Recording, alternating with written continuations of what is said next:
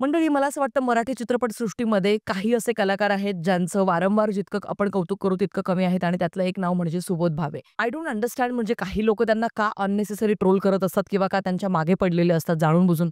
May be त्यांचं आडनाव भावे आहे म्हणून कदाचित असू शकतं आणि मी थेट मुद्द्यात बोलत असते, हे तुम्हा सगळ्यांना चांगलंच ठाऊक आहे. अतिशय सुंदर असा हा कलाकार आहे आणि मला असं वाटतं, की ज्यावेळेला काही वर्षांपूर्वी मी त्यांचं विधान ऐकलं होतं, की मी हिंदीमध्ये काम नाही करणार, मी का तिकडे जाऊन काम करू? मला त्यावेळेला ते खूप ॲरोगंट वाटलं होतं त्यांचं ते विधान. पण काही दिवसानंतर मला ते हळू कळायला लागलं, की का त्यांनी तसं बोललं असावं किंवा काय? कारण का बरेच सगळे त्याला वेगवेगळे कंगोरे आहेत. पण माझी आतून एक इच्छा होती, की Subodh Bhave is one of the finest actors in Marathi सिनेमासृष्टी. जसं इतर नाना पाटेकरचं आपण नाव घेतो किंवा जसे इतर बाप-बाप ॲक्टर्सची नावं घेतो. पण यार, या माणसाचं कॅलिबर ना वाया जातंय. या माणसाला चांगले प्रोजेक्ट्स नाही मिळत आहे आणि बाप-बाप अशा स्क्रिप्ट त्याच्याकडे येत नाहीयेत आणि त्याच्याचमुळे मला आतून ती नेहमी अशी कुणकुण असायची, की यार करा यार हिंदीमध्ये काम. नाही हिंदीमध्ये, साऊथमध्ये करा. पण कुठेतरी थोडंसं अजून मोठ्या प्लॅटफॉर्मवरती काम करा म्हणजे एक चांगल्या कलाकाराला चांगलं रिकॉग्निशन मिळेल. कारण का मराठी माणूस ना क्रिटिसिझम करण्यामध्ये खूप पुढे असतो. आणि बीइंग अ मूव्ही क्रिटिक मी हे सांगते बरं का तुम्हाला. पण ज्यावेळेला कौतुकाची किंवा शाबासकीची थाप देण्याची वेळ येते ना, तेव्हा मात्र त्याचा हात असा आखूड असतो. तो तितकंसं मनापासून कौतुक नाही करत. मी त्यातली नाहीये. मी अगदी योग्यला योग्य, अयोग्यला अयोग्य म्हणणारी व्यक्ती आहे. And I don't care what other things about it. So आजचा जो व्हिडिओ आहे ना, तो अत्यंत महत्त्वाच्या सिनेमाबद्दलचा आहे. तो म्हणजे हिज स्टोरी ऑफ इतिहास म्हणजेच हिस्ट्री ऑफ इतिहास. आता याला त्यांनी अतिशय सुंदर असं एक शब्दांसोबत थोडंसं वर्ड प्ले केलंय. हिस्ट्रीला हिज स्टोरी ऑफ त्यांनी लिहिलंय आणि ते कमालीचं आहे. जर का दिग्दर्शकाबद्दल बोलायचं झालं, मी सुरुवातच दिग्दर्शकाबद्दल यासाठी करते, कारण मनप्रीत सिंग धामी हे हा चित्रपट घेऊन येत आहे. यांचे इथून मागचं कुठलंच काम मी ॲक्चुअली पाहिलेलं नाहीये. पण या व्यक्तीचे मी थोडाफार रील्स आणि इकडे-तिकडे थोडंसं त्यांचं एक कट्समध्ये काही छोटे-छोटे क्लिप्स नक्की पाहिलेले आहेत. त्याच्यामुळे मला माहिती आहे, की ते कुठच्या विचारसरणीचे आहेत. बुलबुल हा सिनेमा त्यांनी याच्या आधी बनवलेला होता. तो मी ॲक्चुअली आजच्या व्हिडिओनंतर बघणार आहे, चेकआउट करणार आहे. कारण फार कमी लोकं असे जे त्या चित्रपटाबद्दल बोलताना मला आढळलं आणि बऱ्याच जणांनी मला ते रिकमेंड सुद्धा केलेलं आहे. आता जेव्हापासून ॲक्चुअली या चित्रपटाचं ही स्टोरी ऑफ इतिहासचं ज्यावेळेपासून ट्रेलर आले तेव्हापासून. आता नवख्या दिग्दर्शकाचा हा चित्रपट आहे माझ्यासाठी. पण तरीसुद्धा मी असं म्हणेन, की मला ट्रेलर आवडलाय. ज्या पद्धतीने तो कट केलेला आहे. थेट मुद्द्यात हात घालतो आणि त्याला माहिती आहे चित्रपटाला, की तो काय आहे आणि चित्रपट कुठला विषय घेऊन आपल्या समोर येतोय ते. हिस्ट्री वो जादूगर है जिसके जादू से इतिहास ऐसे ही खो गया जैसे कि हम तो खोए हुए लोग थे.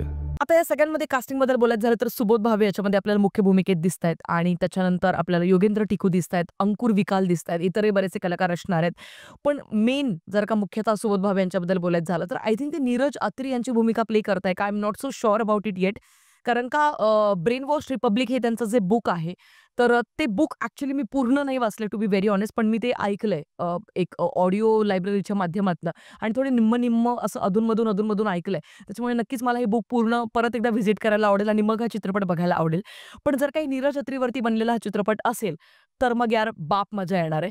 कारण नीरज अत्री हे एक असे लेखक आहेत किंवा एक असे काय म्हणूया एक सोशल व्यक्ती म्हणू शकतो आपण त्यांना, की जे इतिहास आणि या सगळ्या गोष्टींमध्ये त्यांचा ॲक्चुअली सुरुवातीला फारसा काही रस नव्हता. ते एक नास्तिक होते, फिजिक्स शिकवायचे.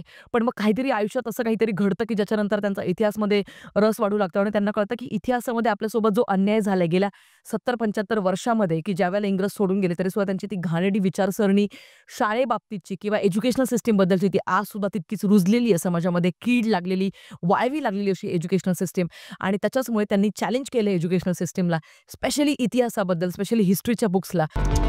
किसी ने आरटीआई फाइल किया है हिस्ट्री बुक्स के बारे में कि किस रिकॉर्ड और एविडेंस पर चीजें लिखेगी हिस्ट्री बुक्स में. आणि त्याच्याचमुळे मी या चित्रपटासाठी भयंकर एक्सायटेड आहे. या चित्रपटाचं बजेट थोडंसं आपल्याला थोडंसं डामाडूल वाटतंय, पण तरीसुद्धा मी असं म्हणेन, की या चित्रपटाला एक पहिली संधी सगळ्यांनी प्रथमदर्शनीच देणं गरजेचं आहे. कारण हे असे चित्रपट असतात जे फॅमिली सोबत बसून बघण्याचे असतात. हे असे चित्रपट असतात जे आधीची पिढी, आत्ताची पिढी जशी की आपली पिढी आणि येणाऱ्या पिढीला घडवणारे असतात. आणि हे चित्रपट बनणं का गरजेचं आहे? कारण चुकीचा इतिहासाचे काय-काय परिणाम आहेत ना, ते आजसुद्धा आपण सगळेजण जाणतो. त्याच्यामुळे मला असं वाटतं, की जर कुठला माणूस इंडिव्हिज्युअली एक इंडिपेंडंट फिल्म मेकर म्हणून समोर येऊन या प्रकारचा अतिशय महत्त्वाचा विषय जर का हाताळत असेल, तर अशा फिल्म मेकरचं आपण कौतुक करायला पाहिजे आणि थिएटर्समध्ये जाऊन अशा चित्रपटांना आपण रिस्पॉन्स दिला पाहिजे. विजयनगर है, चोला है, गुप्त डायनेस्टी है, महाराजा रणजीत सिंह है, ये भी तो चैप्टर है. ये कब पढ़ोगी? Papa, these are just for 1 or 2 marks and Mughals have many questions and that is for 20 marks. हा चित्रपट येतोय 23 मेला आपल्या सगळ्यांच्या जवळच्या सिनेमागृहामध्ये. त्याच्यामुळे बघायला प्लीज विसरू नका. आणि सुबोध भावे असल्यामुळे माझा या चित्रपटावरती ॲक्चुअली खूप विश्वास ऑलरेडी वाढलेला आहे. नाऊ आय जस्ट होप की या चित्रपटामध्ये फक्त वरवरून विषयात हात न घालता ॲक्चुअल प्रूफ, ॲक्चुअल पुरावे सादर करून मुख्य विषय त्यांनी मांडला पाहिजे.